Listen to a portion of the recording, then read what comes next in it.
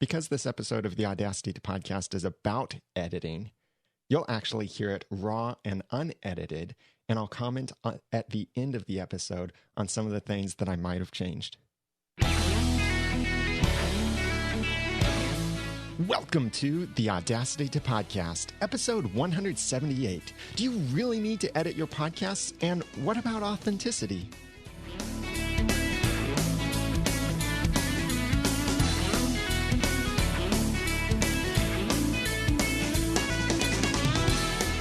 Thank you for joining me for the Audacity to Podcast. I'm Daniel J. Lewis, and this is the award-winning how-to podcast about podcasting. It's where I give you the guts and teach you the tools to launch or improve your own podcast for sharing your passions and finding success. And part of finding success is all about how you define success for you and your podcast. And do you edit yourself for success? That's what this episode is all about, is should we really be editing our podcasts, or should we be editing our podcasts if you don't already edit your podcasts? This is part of a mini-series of episodes I'm doing that I'm calling Challenging the Podcasting Assumptions, where I take something that we have assumed to be true for a while in podcasting, either just because someone else told us, or that's what we see someone else doing, or it worked for us, so why change it? And challenging these things to find out, does this still stand true? Should we still do this? And since I'm talking about editing, like I mentioned at the beginning before the episode, this episode is actually going to be edit-free, which makes my job a lot easier. I do a little editing on the Audacity podcast, and I usually have a problem with my opening that sometimes I botch it up a little bit, but very surprisingly, I didn't this time. But I'm not going to comment on any of the other things I might have edited because I want to present a smooth presentation to you. So at the end of the episode, when I completely finish it, I say the Noodle Mix and the Tech Podcast Network stuff at the very end. Then I will come back and tell you what I would have edited in this recording so you can get an idea of how I think about editing. But let's talk about what editing is for podcasting and why we should edit, and should we be editing, or maybe why we shouldn't be. Because editing is a savior to some people, and to other people, it's like a living hell because it's so much work. So when we're talking about editing, it doesn't always mean removing stuff. Sometimes it means improving your content by moving things around, taking the same section of content, pushing it in a different place, or updating certain information, adding new stuff, even stuff like adding background effects or intro and outro. That's all part of editing. Editing is where you edit your production. It can be audio or video. Anything basically that changes it from its raw version other than converting it to the final file. So everybody probably does a tiny bit of editing, and that might be you edit at the beginning where maybe you count down 3, 2, 1, record, and then you edit at the end, some extra silence or anything like that. We all probably do some level of editing, but why should we think about editing podcasts? I'll talk about why and then why not. And there are many reasons that you could consider editing a podcast before you publish it. One is, depending on your recording style, if you're live mixing everything or not, you may want to edit to insert an intro, outro, segues, background music, and other sound clips or visual aids if you're a video podcast. You may want to edit to fix problem areas such as static or overly loud or overly quiet places. You may want to edit to relieve some pressure by knowing that if you mess up, you can just pause and repeat what didn't come out right and be able to edit that so you don't have to feel like you get it perfectly or else leave a problem in there. You may want to edit to tighten flow by removing gaps between your sentences or between thoughts or conversation passes, like when you're having an interview and you ask someone a question and there's some silence while they think about the answer, or just so often it's not necessarily a silence while they think about the answer. It could be a bandwidth issue. It could just be they're not sure if they heard you, or maybe there's a, yeah, I really appreciate that. Some little subtle sound that they're making, but some way that you're tightening up those gaps so that the conversation flows a lot more. you may want to edit to remove mistakes, such as a cough, a mic bump, or some other kind of unwanted and unplanned noise. You may edit to refine your communication, like removing your verbal crutches, and or just stumbling over stumbling over your words, like that. You may edit to refine your communication by cleaning up the dialogue a little bit too, or removing irrelevant parts from your audio. If you realize that something just doesn't need to be in there, you could edit it out, remove it later on, or it just wasn't that great. I do this often with my clean comedy podcast not often, but every now and then, that we'll have an episode and I present something in the podcast and it just flops. It's not as funny as I thought it would be. And so afterward, I think, that's not really great content, and we're going to go ahead and cut that out. And so I have my editor do that. And if you want a recommendation for an editor, look at the show notes for this episode at theaudacitytopodcast.com/editing, the show notes for episode 178. You may also edit your podcast to add information like commercials or segments or corrections or any other kinds of extras you may have missed before that you want to stick into your audio. Generally, we edit to give a better, smoother, more understandable, and in some way more professional presentation. We don't edit because we like it, usually. We edit because we want to sound better or look better.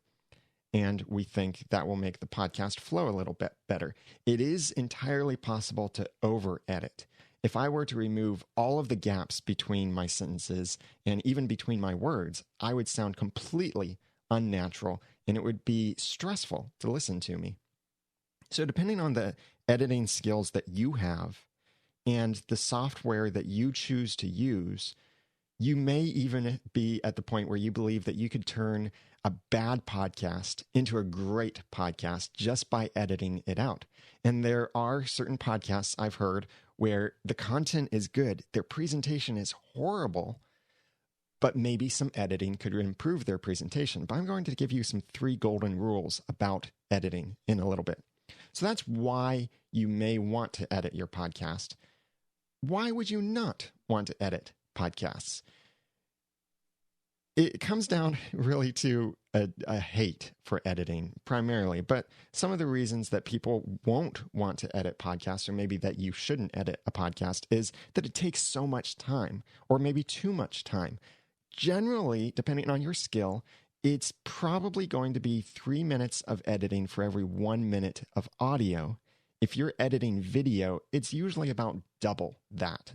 And this all depends on how much you're editing it. Now, when I edit my podcasts, and I have an assistant who edits some of my other podcast episodes, but I generally edit the Audacity to podcast myself, except for the last episode, number 177. I had someone else edit that because I was so busy launching my podcast reviews. I've got a cool announcement about that, by the way, something involving free you might like. But so my editing workflow is a lot shorter, and it's generally fix the problem areas, trim the opening and beginning, and put it out there. So my editing time is actually probably half a minute for every recorded minute of audio, or a quarter of a minute, because I don't listen back to the entire episode. If you do listen back to your entire episode or watch your entire episode for your editing, then that's when it starts taking a lot longer, because you have to consume the content. So that's 1 minute for 1 minute as is. And then the amount of time it takes you to edit all of those minutes. So that's one reason why you should not edit podcasts. Another is that maybe you don't have the skills to edit podcasts, that working in Audacity or Audition or any software like that just confuses you. You're not quite sure how to work with it. It is pretty easy once you realize that if you're able to work with a Word document or some kind of word processor, and you can cut, copy, paste, select text, move it around, you can edit audio. Audio just looks different. It's a different language. Think of it that way. And you can learn to recognize it a little bit. So it doesn't take much skills, but sometimes people just don't have the skills. Another reason not to edit is that it costs too much to have someone else to do it. You could be looking at $50 per hour of labor, And if we're talking about 3 minutes of labor for every 1 minute of audio, then you could be looking at paying someone $150 to edit a 1-hour podcast. Now, that's a very high rate for editing. You might be able to find help much lower than that, closer to the $10 range, and anywhere in between, above, and even below if you go overseas. So there are many different pricing options out there, but many people I know, we're podcasters. We're poor podcasters.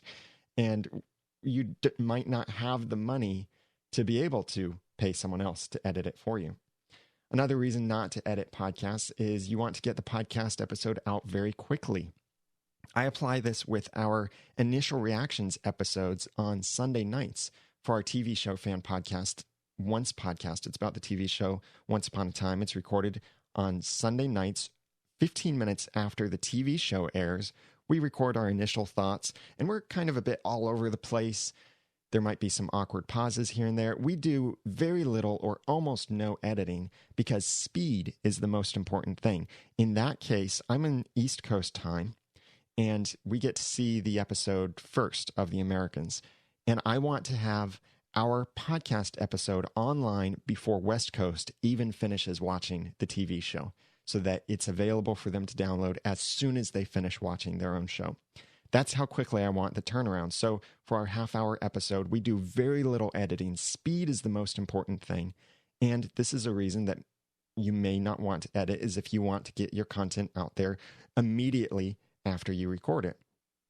Some people don't edit just because they don't care how they sound, and that can be okay in some cases. In other cases, you may not want to edit because you feel like editing would make you not sound authentic. And that's why I'm going to talk a little bit about authenticity in just a moment. So generally, when you're looking at why not to edit podcasts, it's generally the time and expense is the biggest reason, or the two biggest reasons not to edit your podcast. If you're trying to be perfect, though, you'll never get a podcast episode out there. That's what I struggled with during my first 2 years of podcasting with the ramen noodle. In 2 years, I had 9 episodes because I was trying to edit those episodes to perfection. For a 15-minute episode, it would take me a total of about 8 hours of work because I scripted the episode, I refined the script, I enhanced the script, then I recorded it, I had to perform it verbatim. And I didn't get to it so much then, and that's why for 2 years I only had 9 episodes.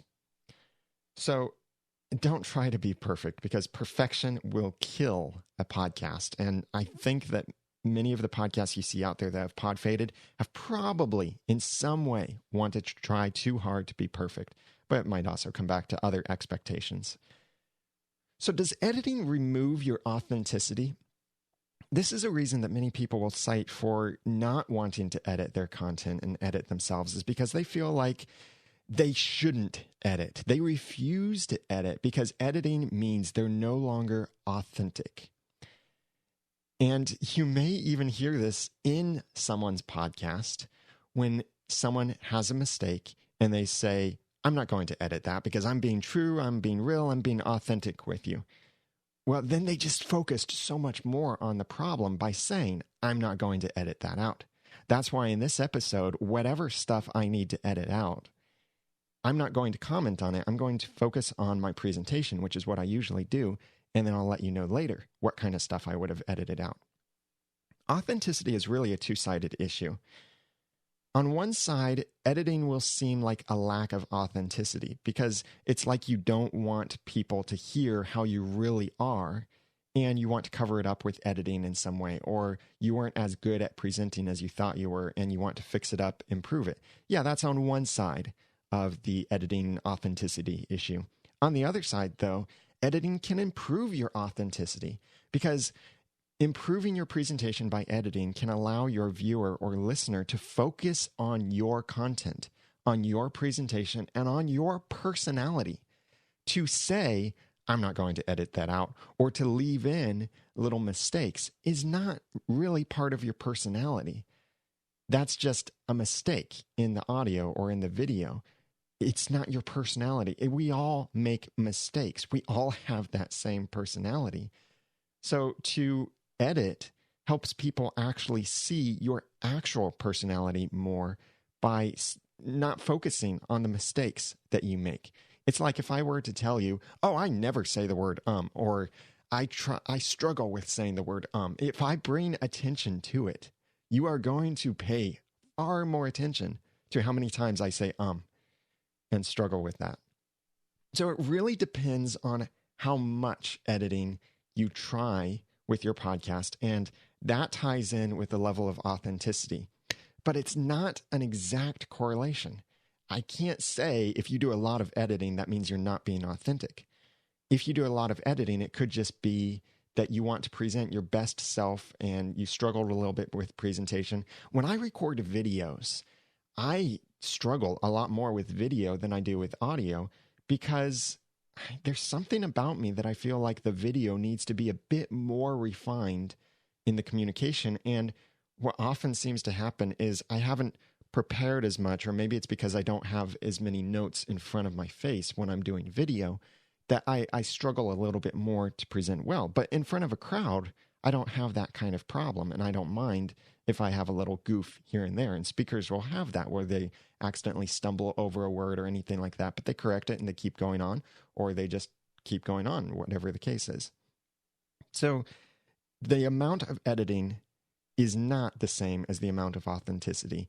You may edit a lot and still be fully authentic, depending on your approach to editing and your approach to your presentation, especially if you allow yourself the freedom and relieve yourself of that pressure of having to get it perfect and stumble and try to fix your little glitches and just recognize, I can edit this, so I'm going to say this again differently and do a little retake.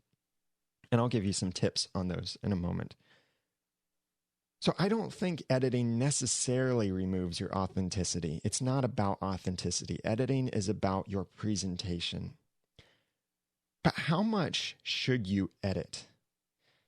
And the answer to this question, like so much in podcasting, is entirely up to you. Since you have the audacity to podcast, you can choose how much editing you're going to do. For some people, I think the answer is you need more editing than you do now. For other people, I think you could say you need less editing than you do right now.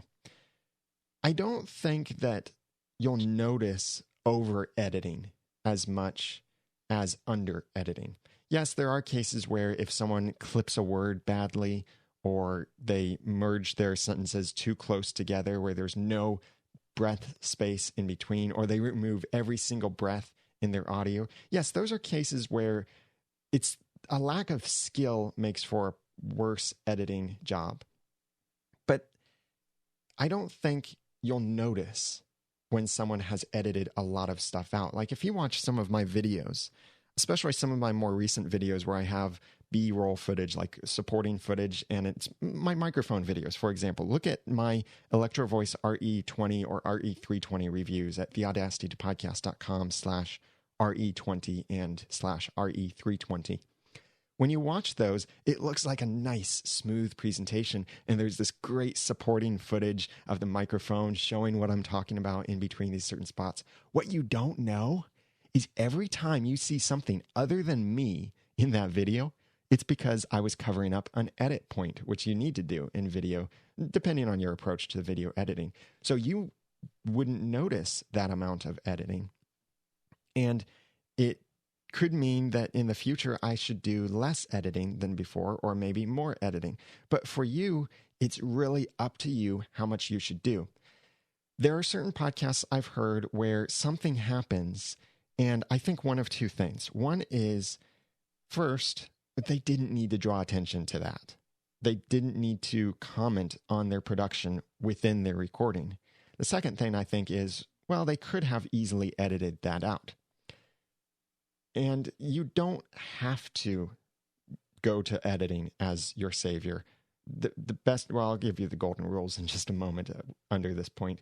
But the beauty of podcasting is really that you can do it however you want. But every single choice you make in life, and also in podcasting, has consequences. So if you're working too hard to edit so much of your podcast, you can very easily kill your drive. You may not kill your passion for the topic, but you'll kill your passion for wanting to podcast about the topic. And under editing can make your audience want to kill you if you don't present well, if it's not very consumable, it's not enjoyable, if it's frustrating to listen to, because just a little bit of editing would make you sound so much better, or improving something else instead. Like everything, I generally recommend a middle ground for this. Not to edit too much, not to edit too little, but somewhere in the middle. So here are 3 golden rules that I have for podcast editing. And these are simple. And you may have heard these on the podcast, The Feed, the official Libsyn podcast. My 3 golden rules are: number 1, improve your presentation first. Number 2, remove distractions. And number 3, keep authenticity. So golden rule number 1, improve your presentation first. Most people will prefer to edit because they're not good presenters. Now, it is something very different when you're talking into a microphone and there's no audience in front of you. There's no person in front of you. I was talking with someone the other day, and they were saying that this was a problem where they felt like that when they got on the microphone, their passion dropped a little bit. They weren't as excited to talk. And I do recommend that when you are recording your podcast, be just a little bit bigger than life, because the recording technologies we use seem to downgrade our personalities and our enthusiasm and our energy just a little bit. It's like you've probably heard people say camera lights make you look pale and pasty. That's why you need to wear powder and makeup and all of this stuff. And it's true that your camera lights will make any kind of oil on your face shine a whole lot more. These camera lights can just make you look not as real. But if you're away from the camera, away from the lights, you'll look fine. People also say the camera adds 10 pounds to your body, stuff like that. So keep that in mind with when you're recording, that yes, you need to be just a little bit bigger than life, but not unauthentic or inauthentic. And what this comes back to is, just like with noise removal, it's really best to fix your problems before you press record or before they make it into the microphone. If you feel like editing every single and other verbal crutch from your podcast, I do recommend try it once and remove every single one of them and count how many of them you removed, how many of them you had to leave in order to let it be a smoother flow. And then work to remove those from your regular language. You may be surprised how many times you say and This is something that I do with podcast masterclass students, is that when we look at their podcast, we go through this really thorough review of their podcast that takes at least 2 or 3 hours with them to go through all of these talking points. And one of the things that I look for is how many times do you say and what are your verbal crutches? What are the things that you struggle with? And I count those, not to say, oh, this means you fail because you said this word 100 times, but to let you know. Because so often, if you don't edit your own audio, you may not realize how many times you use a particular verbal crutch.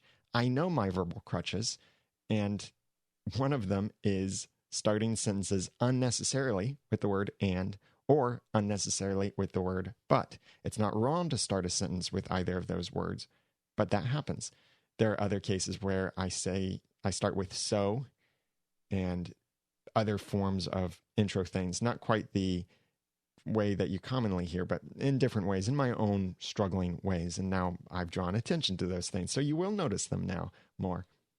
The easiest way really to overcome verbal crutches in your podcast and in life as you're communicating is replace them with silence. If you feel unsure about something, instead of saying, just pause. You could have another response, like if someone asks you a question, instead of saying, yeah, I think that's great, you could instead say, that's a great question. Let me think about that. Pause, and then you speak. And these kinds of things are also really easy to edit, because if you completely lose your place and lose your train of thought instead of stumbling over yourself, babbling on and on, just leave some silence in there. And it's really easy to find then when you do your editing. But also, if you, instead of saying and using these verbal crutches, if you pause, that creates some silence in your recording. And it's really easy to remove these silences depending on the software tools that you use. Like Audacity has a great truncate silence feature. Actually, I think its truncate silence feature is far better than Adobe Audition's feature, because the Audacity truncate silence works across multiple tracks.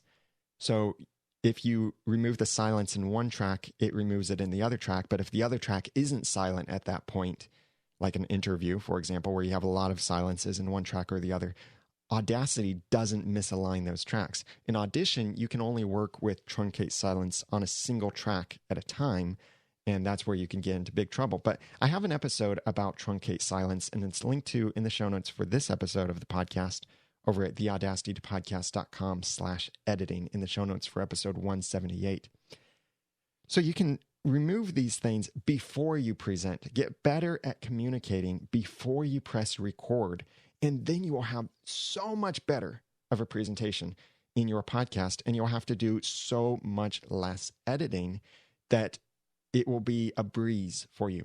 And this will spill over into other areas of life as well. This is one of the fun things about broadcasting live, is that it forces you to get better at your presentation. That's something that Todd Cochran keeps referring to. He does his shows live over at geeknewscentral.com, and he has several really popular podcasts, and he's also the CEO of Raw Voice and Blueberry.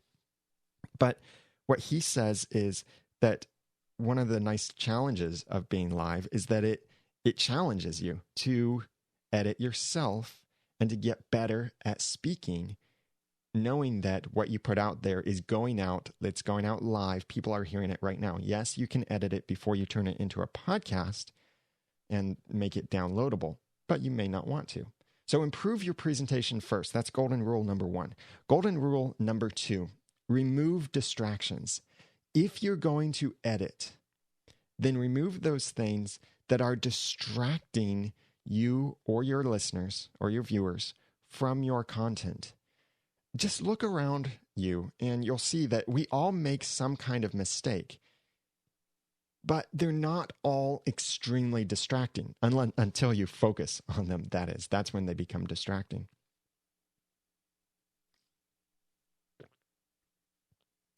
I recommend keeping a pad of paper near you to jot down a timestamp of points that you know need some editing in your podcast, or there's some kind of catastrophic problem, or something is overly distracting and you know you want to remove that later. Or if you use an external recorder like the Zoom H4n, and certain other recorders can do this, then you may be able to place a marker in your recording so you don't have to write down a time. You just press a button and it places a marker in your recording. I had an episode 99, about 5 reasons to consider an external recorder, and this is one of those reasons. Sometimes you get an extra feature like being able to place a marker. I have a link to that in the show notes for this episode, number 178. But if you're recording into software like Adobe Audition or Audacity, you also have the ability to place a marker while you're recording. In Audacity, this is called the label track, and in Audition, it's called a mark or a marker. And I have a link in the show notes with more information about that as well, of how you can do that, especially with Audacity, since Audacity is a little bit weirder in the way that it does this. But what you can do is, when you're making these markers or taking these notes, keep them simple. If you make it too complicated, like red means this and blue means this, or number 1 means this, or number 2 means this, or I'm going to write down the problem to edit at this point, that can really distract you from your presentation. And it can distract whoever you're talking to in your podcast. If it's a live podcast and they see you write something down and they think, and this has happened to me before, they think, oh, what'd I do? I messed something up that he didn't like, so he's going to edit it. But if you have just a little button you can press without someone noticing, then they won't think that they messed up. They might not even notice that you did it, unless you draw attention to the fact that you're pressing your button to place a marker. But if you keep these simple, where it's just a marker, It's not necessarily color coded. You could get into that, but it's not something like that. It doesn't have to be like that. Just knowing where these places are is enough to jump to that spot, look a little bit before that spot, and you'll probably recognize what it is that you need to edit. This is the way I do it, that I press the little button on my recorder that places a marker, and then in my recordings, I go look at it, or I let my audio editor know where this marker is. There's probably something just before this that needs to be edited a little bit. So we can go and look and see, oh yeah, I stumbled over this, or I pressed the wrong button and got the wrong sound effect, or anything like that, just a little bit before this marker. So it's very easy to find these places, edit those, and remove those distractions, but leave everything else in. This increases, or rather this, let me say that differently. This significantly decreases the amount of time that you spend editing your audio, because you're editing just those problem spots. You're removing just the distractions. Now, a tip for you, if you are working off a written timestamp list, edit from the end to the beginning, because if you edit at the beginning, then every edit you make from the beginning to the end, forward to back, front to back, if you edit from front to back, then your farther out, your future edits end up misaligned. So you may know that you need an edit point at 1 minute, at 5 minutes, and 10 minutes. So I go at 1 minute and I remove 30 seconds. Well, now my 5-minute mark has shifted to 4 minutes, 30 seconds, and my 10-minute mark has shifted to 9 minutes, 30 seconds. So at 5 minutes, I edit out 45 seconds worth. So then my what used to be 10-minute mark was shifted to 9 minutes, 30 seconds. But now because I edited something at 5 minutes, it was shifted to 8 minutes and 45 seconds. So for every edit you're doing from front to back, you are time shifting everything else. So if you have a written time list, then it will be very difficult to edit that way. So edit from the back to the front. So you edit at 10 minutes, and that doesn't affect any of your edit points. You edit then at 5 minutes. That doesn't affect any of your edit points that you haven't done yet. And then you edit at 1 point.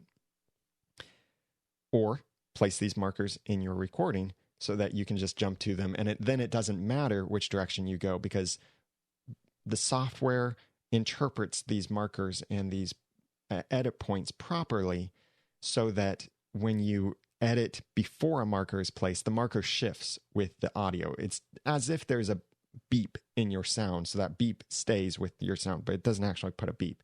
And some software like Audacity doesn't read these markers that are in your recordings, some of the meta information like that. Audition and other professional editing software does. Audacity doesn't. So keep that in mind if you're using an external recorder that does place markers, but you're using Audacity. So whatever it is that you consider a distraction is what you might want to consider removing, but be objective with this and consider your audience. A few verbal pauses, or not verbal pauses, a few pauses or some verbal crutches may not be that distracting to your audience. Now, a lot of them could be, but a sniffle or a dog bark or something falling or a mic bump or anything like that could be distracting. And that's where you might want to remove it. Now, when I say a dog bark, I mean a dog in your room or in your house. We have a dog that every now and then something freaks her out. She hears another dog outside, or she thinks she hears someone at the door, or something happens, and so she barks.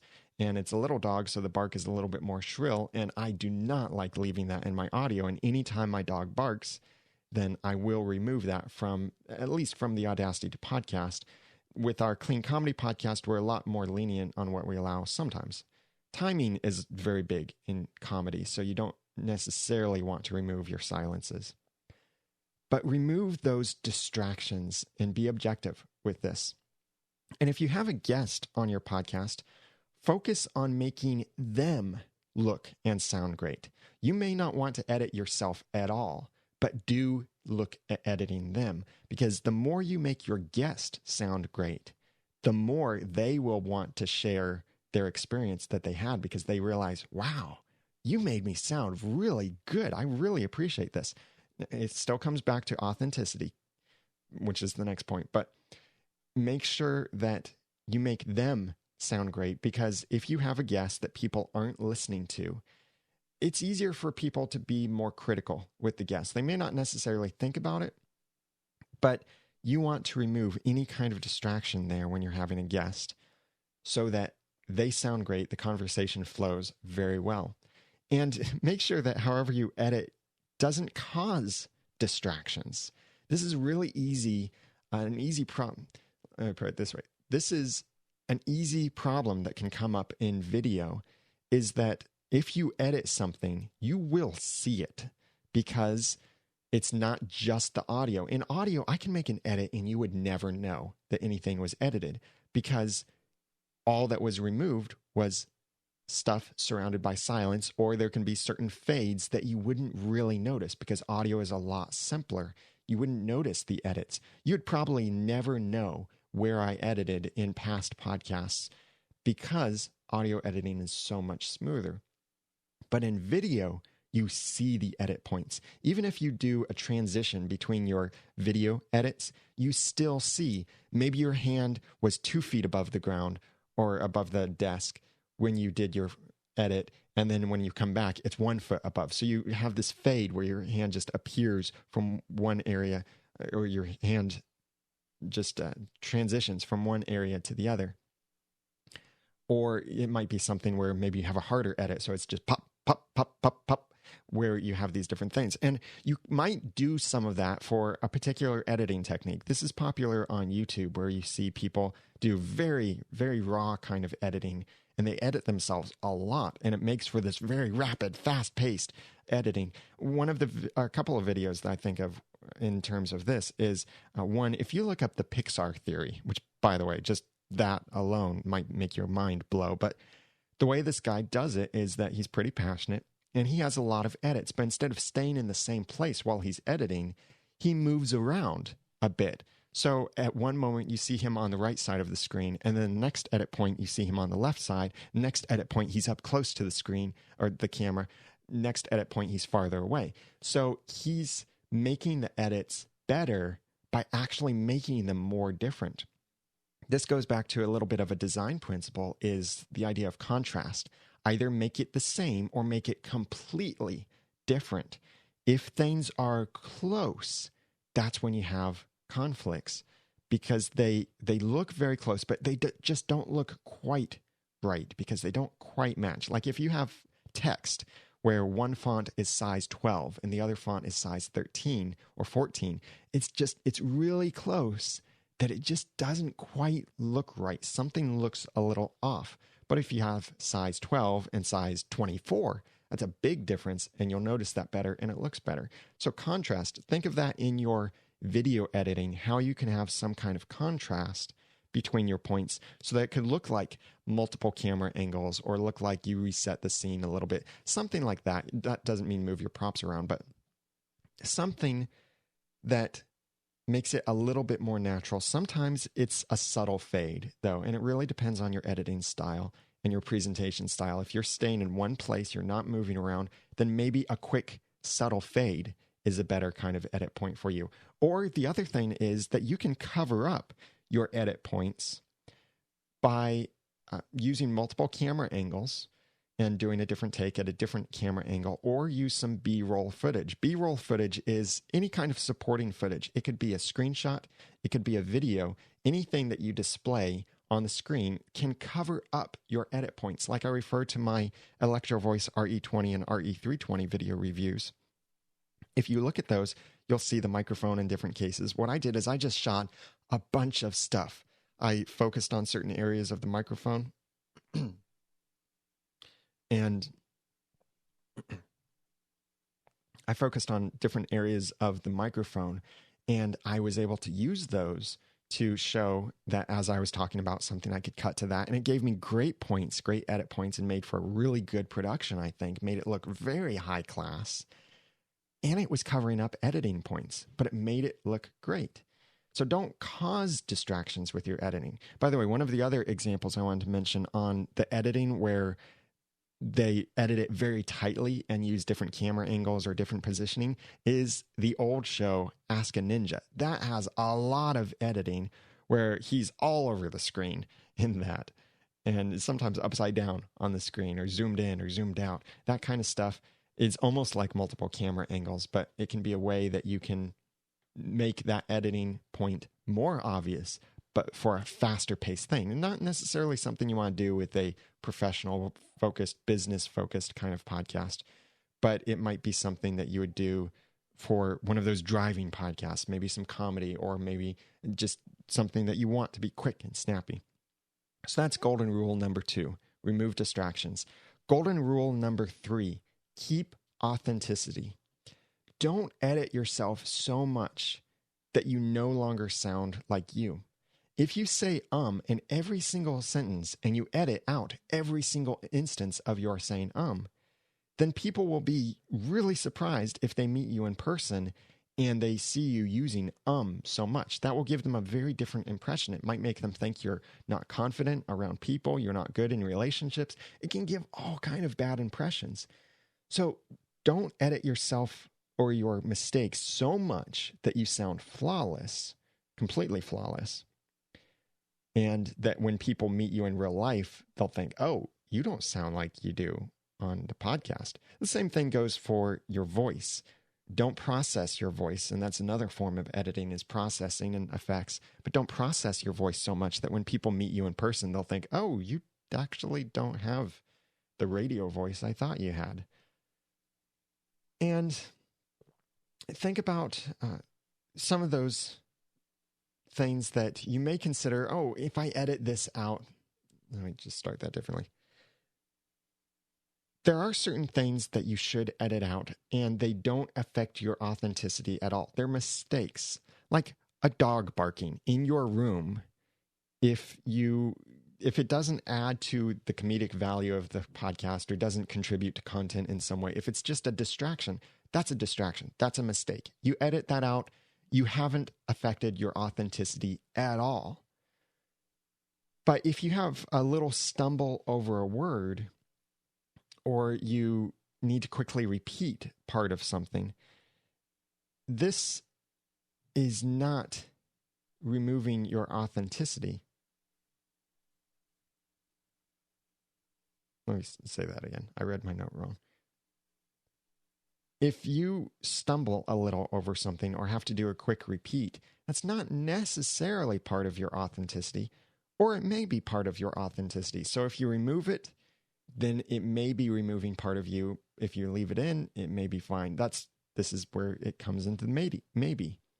But your random change of mental direction is probably part of your authenticity, and you might want to leave that in unless you give yourself those easy moments to edit out. So focus on keeping your authenticity in your recording, but in everything you do. It goes back to golden rule number 1. Improve your presentation first. Or another way you could look at it is edit yourself first. Edit your own communication first. That will make so many other things so much easier, because it spills over into more than just your podcast. It spills into everything you do in life, in communication. People will appreciate communicating with you so much more if you can communicate better and with fewer distractions. So in conclusion to this challenge of the podcasting assumptions, is editing necessary? Well, I'll give you a lawyer-like answer. It depends. There's really no clear answer on this. Some people are really good at presenting, so good that they don't need any editing whatsoever. Other people will understand editing well enough that they can present with some mistakes, but they allow themselves to do it over, and they don't punish themselves for making a mistake, but they make it easy to edit as well. So it's not like trying to remove and stuff and pauses and repeats inside of your sentence, but it's pause. Let me just do that over. Let me say that again and continue. Like Michael Hyatt does this. Now, you wouldn't know he does this. He's mentioned it a couple times on his podcast, how he presents, but he'll be presenting and he'll realize, oh, that didn't come out quite right. He'll pause and he'll make a note to his editor and he'll say, hey, his editor's name. Just let me say that over again. And then he'll resume. We do that sometimes with our podcast when we make a big mistake and want it to be edited out, we might just pause and say, hey, can you just fix that right there? Or just use what I'm about to say, or use this take instead of the other one. And that way you can redo it instead of trying to fix the fine little details inside of it. But other people may be just starting out. You may be just starting out podcasting, and it can be a struggle to talk into a microphone with no one in front of you, to keep the energy level high, to be engaging, be informative. That can be hard.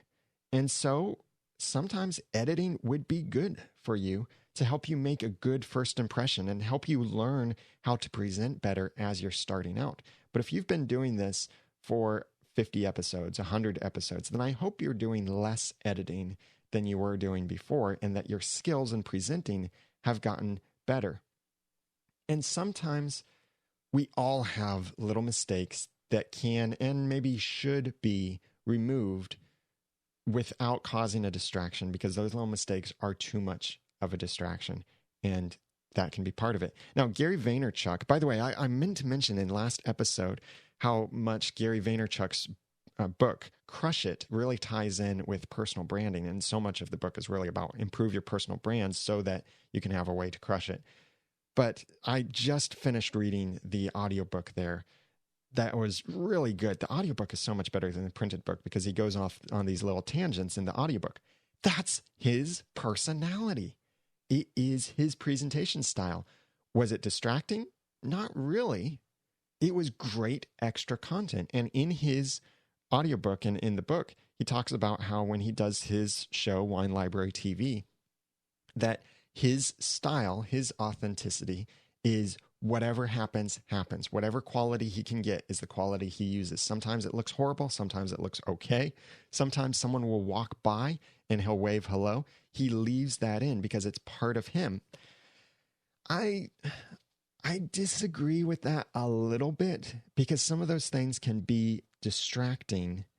It's like if I'm talking to you and you're listening to me, we're engaged in a conversation, and I see a friend walk by, and I suddenly stop our conversation. I stop engaging with you, or maybe listening to you. I engage with that friend and maybe even forget about you, but come back to you. How do you feel?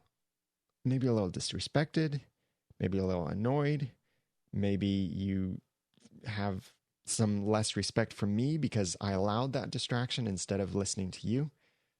So how much editing is necessary? It really depends. There's no hard guideline on this. But remember those 3 golden rules. Number 1, improve your presentation first. Number 2, remove distractions. And number 3, keep authenticity. So now you may be thinking, yes, I need editing or I want editing, but I don't have the time. Well, go back to rule number 1 first. Improve your presentation. If you still need help, though, then find someone. You might be able to find a volunteer to help you out, or maybe hire someone to help you out, maybe even just lower your standard of editing a little bit.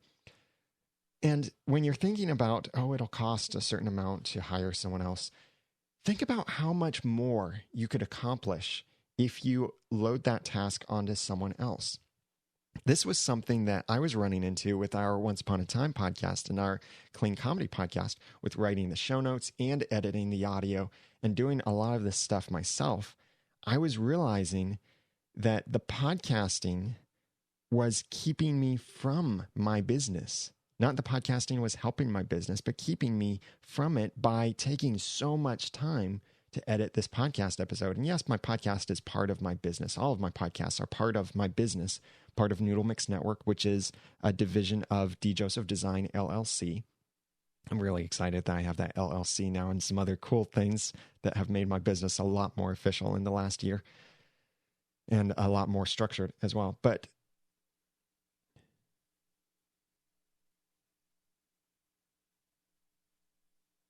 if you give that responsibility to someone else, like I did, let me say that differently.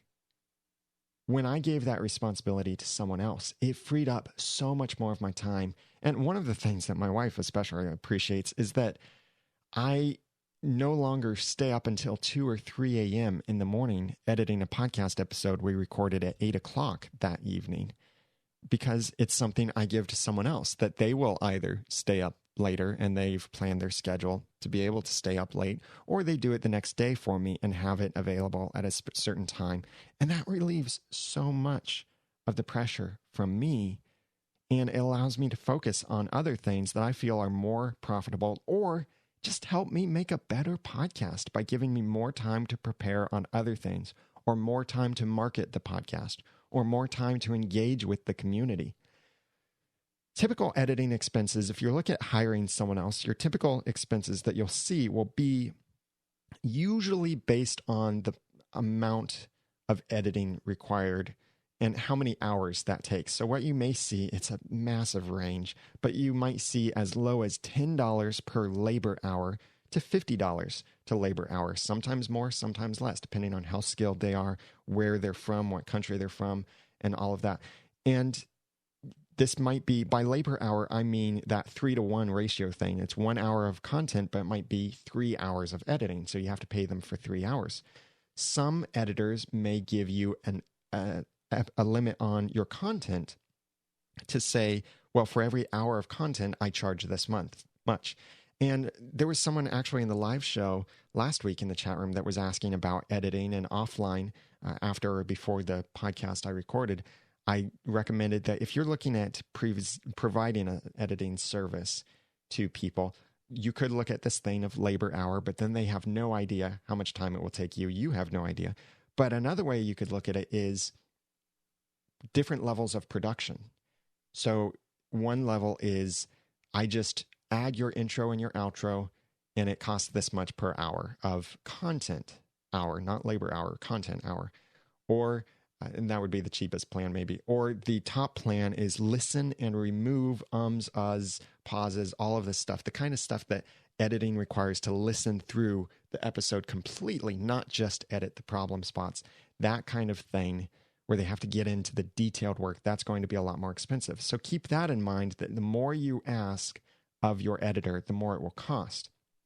If you'd like to hire my editor, well, first, look at some of the work that he's done. He handles now editing the ramen noodle episodes, our Once podcast episode, and several of our videos. Like all of the CES videos were edited by my editor. And I didn't work on those hardly at all because I needed to be busy on other stuff. And the audio problem, by the way, with the CES videos, totally not his fault. That was the fault of our equipment. So that he actually improved that a little bit, and we worked together on some of that. So if you're interested in hiring an editor, then I have a link and email address, the information in the show notes for this episode at theaudacitytopodcast.com/editing for episode 178. And you can contact him, and I'm sure he'd love to work with you because he's one of those people who likes editing. And that's the kind of person you want to edit your shows, is someone who likes editing. Content producers tend to not like editing. Do what you like, do what you are good at doing, and try to get someone else to do what you're not good at doing, or what you don't like doing, or what you shouldn't be doing. I love the 3 lists that Chris Ducker shares in his book, Virtual Freedom. Great book, by the way, really inspirational if you're in business. But look at getting someone else to do the editing for you if you know you need it or want it, but just don't have the time. And you have to decide, is it worth the cost? Is it worth $50 per episode to have someone else do it for you? Is it worth $10? Whatever it costs, is it worth that to you?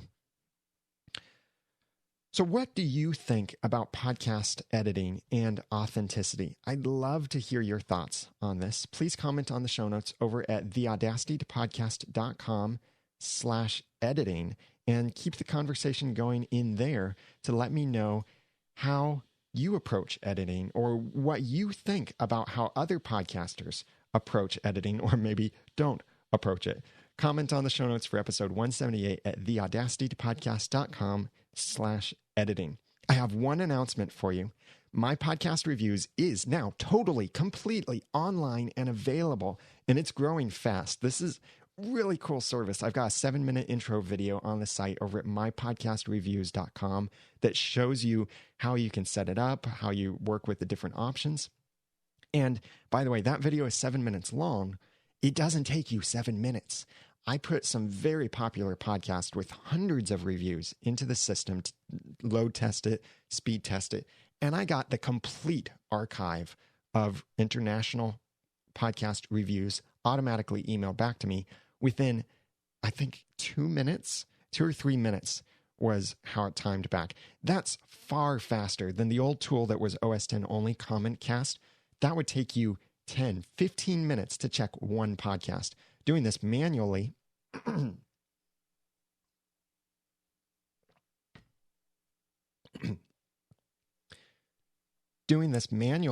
by checking iTunes would take you hours if you have several podcasts. So go over to mypodcastreviews.com, watch that video.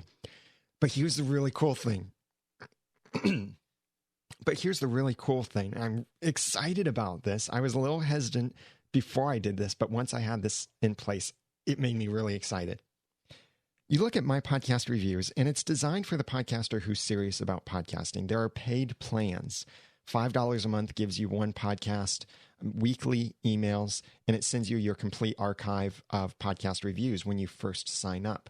And then there are larger plans, like if you have 5 podcasts or 10 podcasts. If you upgrade to 10 podcasts, you have the ability to get daily emails. And with each plan that you choose, paid plan, you can choose on which day you receive your email, especially on the higher plans. But on the network and enterprise level plans, you can set for daily emails to see... You can set daily emails. You can set a daily schedule for each podcast so you receive an email every day letting you know whether you receive new reviews. But each of these cost, and I get it. You might be a hobbyist podcaster, and checking your reviews, keeping up with that might not be as important.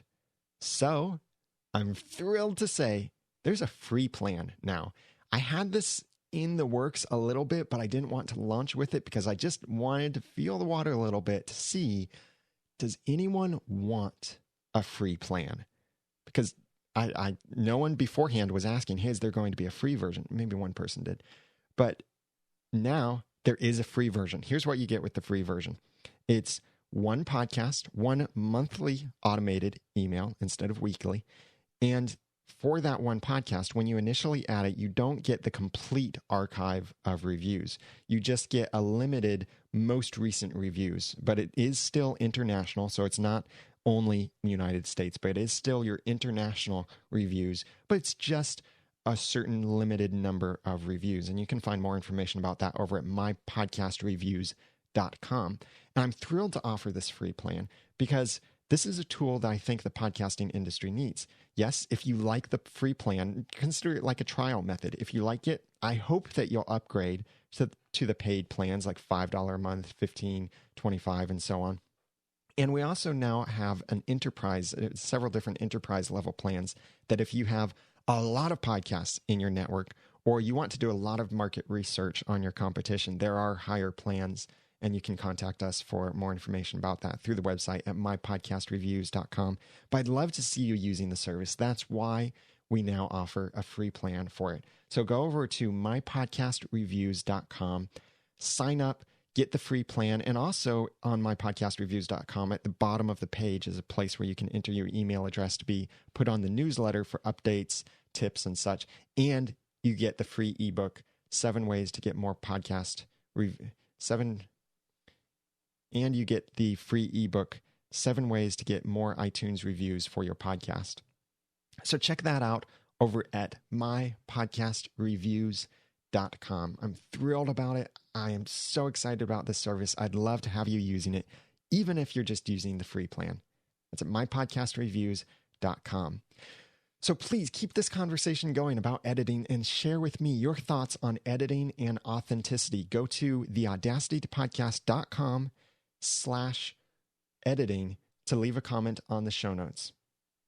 And if you have any feedback if you have any suggestions for future podcasting assumptions that I should challenge, please email those to feedback@theaudacitytopodcast.com or call and leave a voicemail at 903-231-2929. 2221. You can also go to the audacitytopodcast.com on your computer or iOS device and send a voice message right through there. Use the same site and services to send me feedback of other things you'd like me to cover in upcoming episodes of the Audacity to Podcast, or if you'd like to hire me to help you launch or improve your podcast. I'd love to work with you on that. Use the same feedback methods, and I'll try to get back with you. This episode has been recorded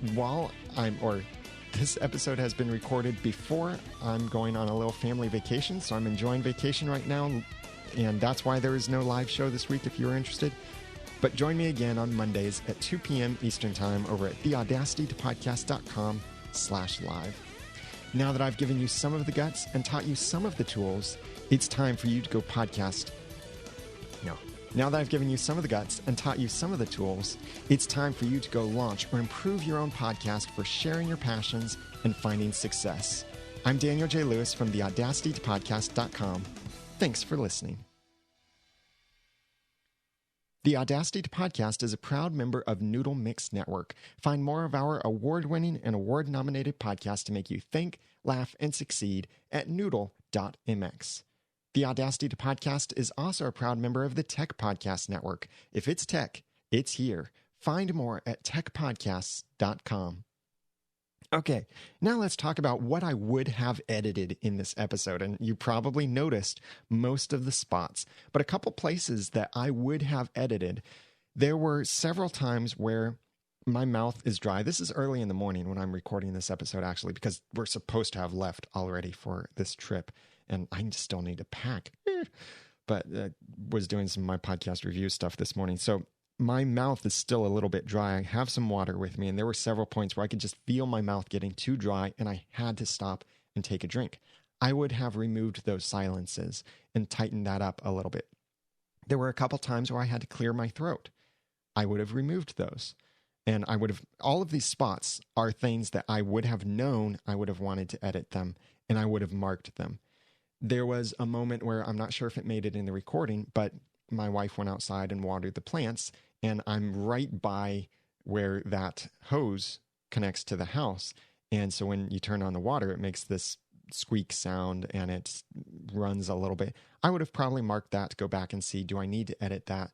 I might have just paused and resaid that, whatever it was I said there regularly. There were a couple places where I stumbled over saying something, or I lost track of where I was in my notes, or I forgot what I was thinking when I wrote down something in my notes. And so I had to stop, focus, or I started to speak and realized, no, this isn't communicating well. Let me say that again. I would have edited those points out. I would have placed a marker at those points so that I would go back and edit them. These are the distracting problems that I'm talking about. But the occasional spots here and there where I stumble over a little word, I probably would not have edited those out. Like, I'm surprised I didn't stumble over the word edit or editing or edited. Now I feel like I am stumbling over them, but I might have stumbled over them. But I'm not going to go back and find those places and edit them out. I don't look for things to edit. I jump to the places I know need to be edited because I place a marker in the recording. My closing, I completely messed that up. I did a couple things wrong. One was that I said something that I realized I didn't really want to say that in the closing while the music was going. I also completely messed up my branded closing, where I used to say, now that I've given you some of the guts and taught you some of the tools, it's time for you to go podcast with passion, organization, and dialogue. That's what I used to say. And you heard me start to say that because, yes, sometimes I still mess that up since I've changed my branding a little bit.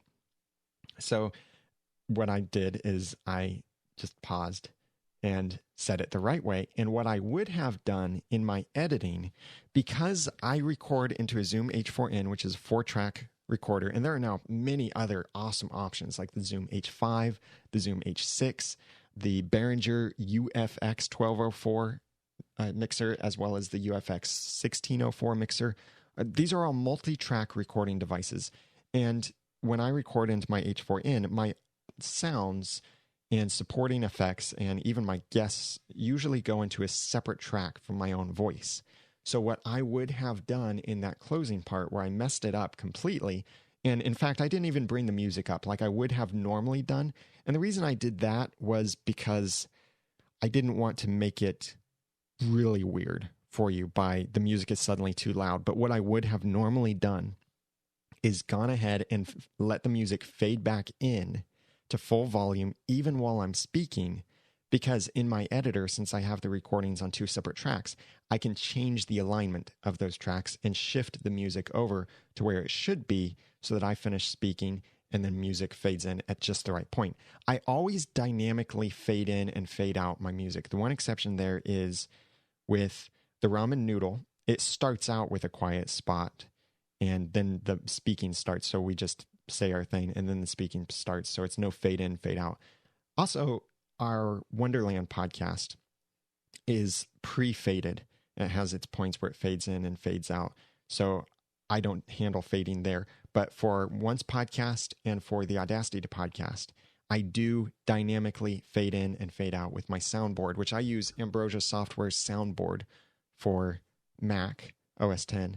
And I would use that on iPad. But you can also do something similar like with Boss Jock or Jingle Palette for Windows, which is now the great app to use in that way. So dynamic fading in and fading out, I don't adjust those in post.